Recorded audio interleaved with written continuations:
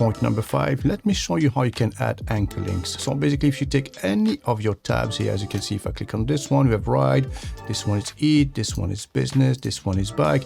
Maybe you want to link that directly, maybe in your menu section or anywhere on your website using a link, a hyperlink, okay? So how can you do so? So basically, if you open this one here, the first one, if you scroll down, you have the unique ID. So you need to give it a unique ID. So let's say tab hyphen, and this one is earn, okay? Tab earn. So let's open the next one. This one, we'll call it tab ride. This one is eat. So you could call this one tab hyphen eat, and you could do the same with all of them basically, okay? So once you have this done, click update. Okay, so now let me show you how you can add this as a hyperlink, for instance, in your menu section or anywhere on your website. So what we need to do is to have a quick preview of our page. Very good. And we are going to fetch the URL on top here of that page. Okay, so Control C.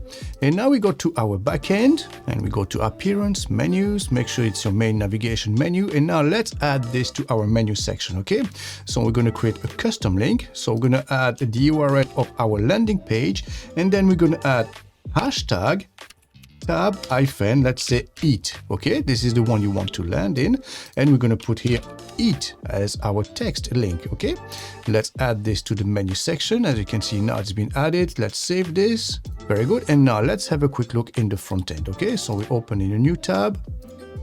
Well, as you can see, you have home, about, etc. Then we have eat. So if you click on this, there you go. Without doing anything, it's bringing us automatically to this section and also to the tab eat.